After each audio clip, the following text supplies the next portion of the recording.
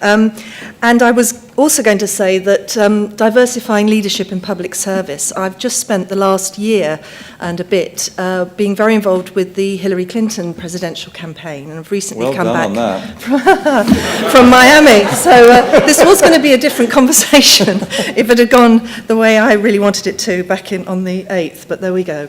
So let's pick up the builds on this. The stone and the feather. So public services in this country are big business, and together, all of us, we're all taxpayers in the room, we're paying around 700 billion this year for all the public services we receive. And we all want that money to buy for us efficient and effective services to be delivered at that price. But we also want all of those services to be delivered in an ethical and a fair way. And people are concerned about the ends, the stone, the ends of that delivery. You know, will HS2 happen? Will Crossrail open here in London in 2018? They want the results and the outcomes that we've been promised and that we're all paying for. But the means to get there, that feather, the procedural justice, the equity, the ethics, the fairness of how we get there matters just as much. And to be an effective leader in public service, you need to recognise that the feather and the stone, the means and the end, weigh the same. They matter equally. And understanding diversity in leadership is how to make that balance happen. So to unpack that a bit, if you see a police force and it's all white and it's all male, that kind of matters a bit in how much confidence different individuals can place in the means that police force uses to effect a safe society. And our Metropolitan Police here in London, they've made massive advances in bringing more women into the ranks, and particularly in senior leadership positions. But sadly, we still only have around 15% of people from black and minority ethnic communities as police officers in the force. And that affects certain groups of Londoners and many Londoners about their faith in the means that the police force will use to keep us safe.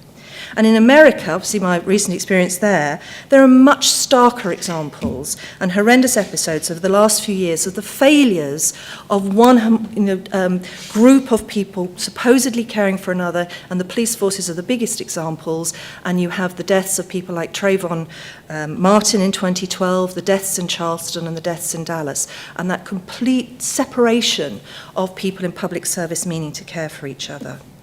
Now, we all want our public services to be delivered well and to be well led.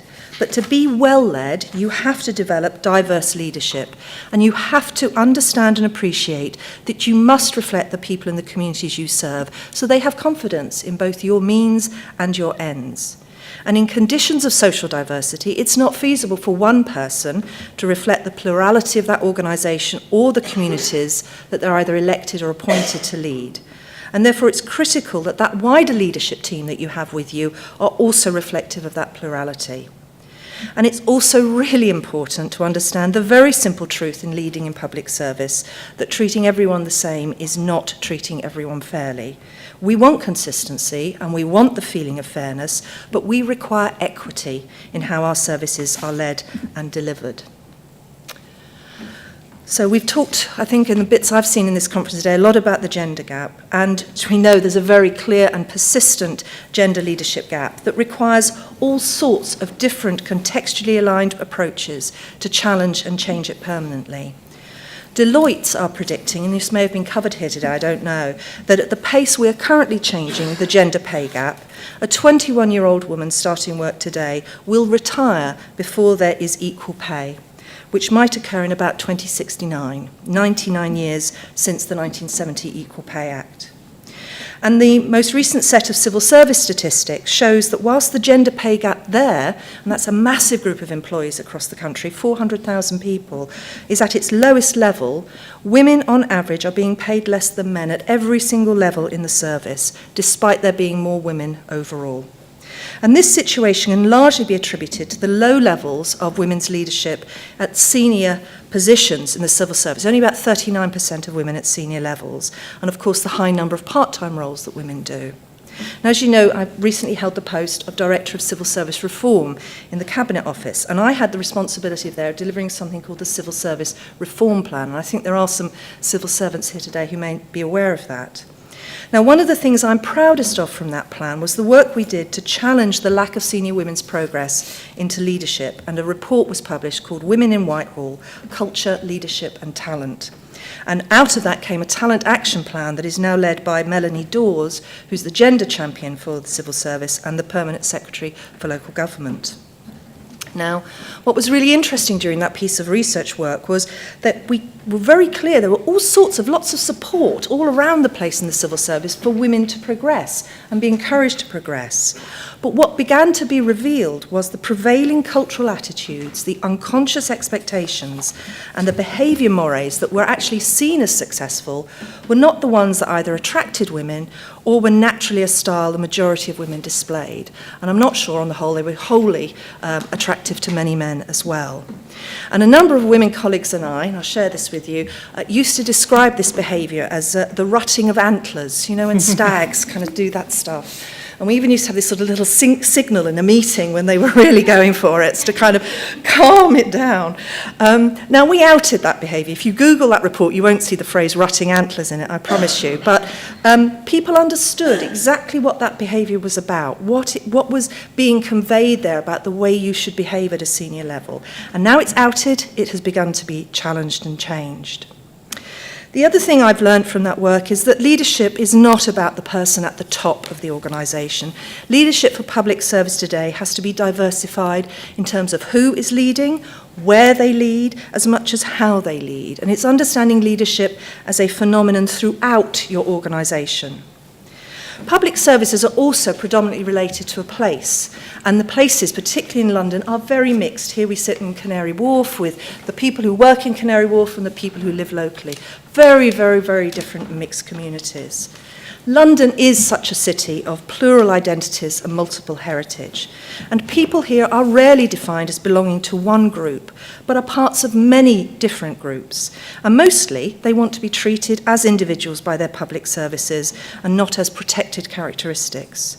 And in the conditions of what's now called hyperdiversity that we operate in as public servants, in order to serve people effectively, we have to simplify and focus on the person and not their characteristics or a group we might think they belong to. So, why are we doing all this? Why have you sat in this conference all day long and talked about this issue? Well, apart from the ethics and your soul, I think the first point here is that discrimination just wastes talent. Bias will design you services that don't meet people's needs, and all of that wastes money and time and won't deliver the public service outcomes that are needed by all of us, no matter who we are or what we are. So it is a waste on so many, many levels. This next bit, Ashby's Law of Requisite Variety, I'm very proud of this, I have to say, and it's from cybernetics, so I think that's really cool to talk about that in a conference such as this. But I said to myself, it's a bit like, do you remember the L'Oreal ads? And they used to say, here comes the science bit. Well, this is the science bit. And the law simply says, unless you match the diversity with which you are faced, you will not be able to answer and meet your challenges. That's pretty obvious, isn't it, really? Open and diverse organisations and leaders will be more flexible, more curious, more able to adapt to the unpredictable, the dynamic and the opportunity. They will be the social entrepreneurs that we need in our communities and public services. The more homogenous you are as an organisation, the less successful you are. And there are many examples of failure in large organisations, from accounting firms to oil refining to groupthink political disasters, which have taken place due to a lack of that diverse leadership. Now, I'm sure you've touched on all sorts of practices today that ensure diversity from your leaders, so I'm not going to read these all out, but just make 4 small points. Leadership for diversity has to recognise that much of its challenge is cultural and behavioural, but it has to translate challenging those cultural and behavioural norms into tasks that can be implemented, like those antlers. As a leader, you have to make sure stuff happens and it is done, and not that you're just talking about it. Being a leader of a diverse organisation or trying to become a diverse organisation is something that you have to do 24/7. It comes through in all the small, informal things that you do as much as the big statements you might make. And sometimes you don't realise those really small things can turn out to be the really big, important ones. And as an example, a couple of years ago, I was chief executive at Kent County Council, which is the largest council in Western Europe. And one evening, there was a hate crime awareness event in Maidstone. And I turned up. I didn't tell anyone I was going, I just attended. And I stood with my staff and members of Maidstone's LGBT community and other local people for the vigil, and I bore witness with them to the event. And it was a really good night. I can remember going home and not realising the next day the ripples that had gone out across the organisation because I had simply attended and respected the event. And the wash that came back to me was, well, she means what she says. This is genuine. This is real leadership. This is about us becoming a different organisation that respects all of us. And it was the most simple thing to do, but it actually was one of the most profound sort of relationship shifts that happened in my time there. With all of this stuff, and you must have reflected on this today as well, there is such a long way to go still. We've been busy for so many years in challenging discrimination, and you may sometimes think, oh God, didn't we do this, in the 90s or the noughties or whatever. You have to start where you can, and sometimes you have to keep going back to things you have done years ago because they were good and they made a difference, and we still need to keep making that difference. And a somber thought here really to say is, when I reflected on this comment to share with you, there is something very specific going on with our leadership in public service. If you consider for a moment that if we randomly chose our leaders, our councillors, our MPs, they would actually be more diverse and more representative of us all than they are now. So it seems as if we are deliberately choosing not to have diverse leadership in our public services, which, oddly, because they belong to all of us, it should be. And if we are to change this, then we surely must be equally deliberate about making that change. Last two slides very quickly. You can't come to a conference without having lots of book recommendations, I'm sure, so here is another one. This is one I've actually got by my bed at the moment, and I'm reading it. A small point to make from this good book. This is a global city. This conference is a global conference.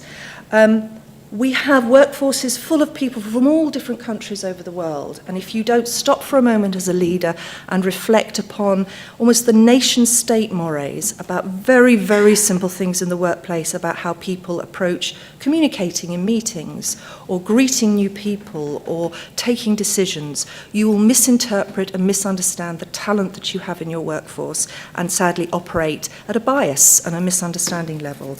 Very simple point, but an important one. Lastly, I think these words speak for themselves. I'm very proud of having spent the majority of my working life so far as a public servant, and I know the value that has been delivered, and I have seen firsthand the impact that can be made on the quality and effectiveness of public service that are well designed by staff who understand the communities they serve and treat people with respect and as individuals. And I also know firsthand the difference that leadership makes in ensuring that that happens.